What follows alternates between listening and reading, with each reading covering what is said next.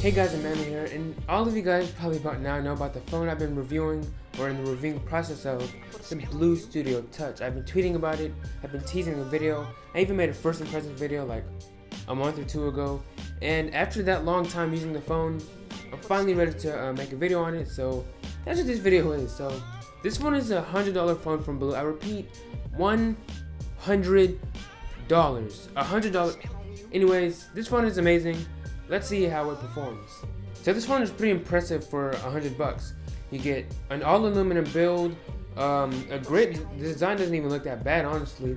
It's all aluminum. It's a feel too cheap, and actually kind of reminds me of the LG G5, which is like a $600 or $700 phone. But this costs like $600 or $700 less. $400, you get a great build, great design, and overall great feel in the hands. So the phone does have a few things on it. It's not completely naked, of course. So it has a fingerprint scanner on the front, which is amazing. It's pretty freaking fast, almost faster than the Galaxy S7. And I don't know how they do it. They put a fingerprint scanner on a $100 phone, which is mind blowing. Now I cracked the phone, but over here on one of the cracks there's a front-facing camera. I think it's 5 megapixels, I believe. There's also LED flash. Now flipping the phone onto the back, you have an 8 megapixel rear shooter that actually takes some pretty nice photos. Now they aren't amazing like you get something from like a Galaxy S7, but they're not disgustingly terrible. They're actually pretty usable. So it's not something that's like, okay, nah, no, get this phone, don't touch the camera. It's actually pretty usable, and I actually used it. And I'm gonna have some sample photos linked down below for you guys to see for your enjoyment. Now on the side you have the volume rocker and the power button, which has ridges on it to help to give an ergonomic feel. Which is, I love this. Any phone that has this feature or this kind of design feature where the power button has ridges compared to the volume buttons, I'm gonna love the phone just for that, because it's a great addition to any phone. You also have a micro USB port on the bottom and a microphone on the bottom as well. And here's something that I really like on the what is this, left side of the phone. There's nothing. So you're probably wondering, is there expandable storage, and where do you put in SIM card slots? Watch this. So simply all you do is remove the back of the phone like so. Let me take this off. Oh, and there's also a headphone jack at Apple. So I simply just remove the back of the phone, and you're introduced to not one, but 2 micro SIM card slots. So you can add 2 micro SIM card slots whenever you need to. Wherever you're going, you can just pop in 2 SIM cards in there. And this phone does come in locked, to keep in mind. Now, since the phone only comes with 8 GB of internal storage, you can still throw in a micro SD card slot. You can still throw in a micro SD card, I think up to 64 GB of storage. So I mean you can't really lose. You also have a 2,500 mAh battery, and since the phone isn't packing any spectacular or super amazing specs, the battery life is very, very impressive. I think I almost got a full day's charge on one charge, or maybe I had to charge it one time towards the end of the day when it was on like 20%. But yeah, the battery life in terms of this phone, since it's pushing little or minimum specs, it's pretty great. It's pretty great. So I did mention this phone has a fingerprint scanner, and it's, like I said, it's blazing fast. It reminds me of the Galaxy S7 kind of, maybe even faster. I don't know what it is about the S7, but every fingerprint sensor I've tried, even on the Moto G4 Plus, it's been faster than the Galaxy S7. Now it's really fast, but it's not super accurate. So I mean, in terms of accuracy, I always got like one or two misses before actually getting it to work.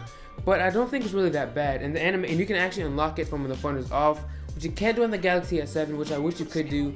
But if you guys know a way to how to make the Galaxy S7 unlock from when it's like this, when it's locked on the always on display, drop a comment below and let me know how you do that, and I'll shout you out in the next video or on Twitter. I did a poll on Twitter. I asked you guys, what do you want to know more about this phone? And you guys were wondering, okay, $100 phone probably doesn't have amazing specs. That's true. So I want to know how this phone performs, and let me just tell you this. Guys. It performs amazing. So just to get the specs out of the way, I don't judge a phone by the specs, but there's people that like specs, there's spec heads out there. So I'm gonna list the specs. I don't know them off the top of my head, so I'm gonna read them from my phone.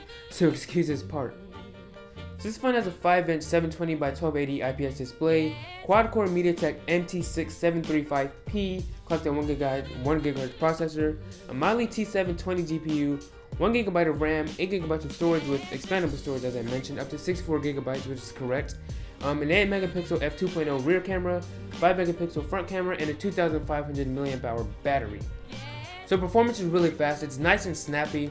and sometimes it would open the apps faster than on my Galaxy Note 4, which is my old phone, which I upgraded to the S7. Yay! So it would actually outperform my Galaxy Note 4 sometimes. Now there's one spot that this phone really lacks in performance, and that's with that 1GB of RAM. Once you have a bunch of apps open in the background and that 1GB of RAM fills up, you're kind of screwed. So all you really have to do is clear the apps or restart the phone and you're good.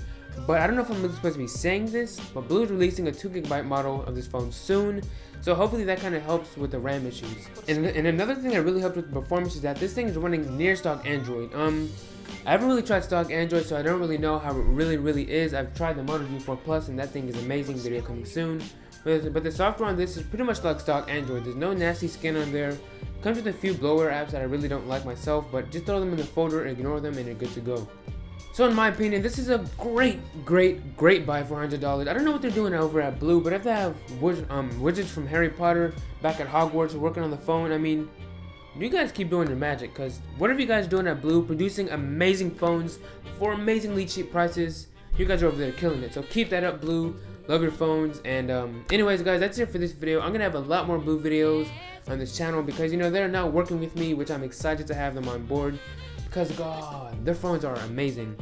So anyways, that's it for this video. I have a video on the Moto G4 Plus coming soon, so stick around. And maybe you guys like the new A-roll setup. I'm planning on getting some legit lights soon, so lighting will be a lot better. Video quality will be 10 times a million better. So yeah, I'm excited for the changes coming to the channel. Alright, so let me just say this. Okay. Anyways, guys, that's it for this video. Thank you guys for watching. Don't forget to comment, like, subscribe. Do you like the BLU Studio Touch? Or will you be picking it up? Let me know in the comments down below, and catch you guys on the next one.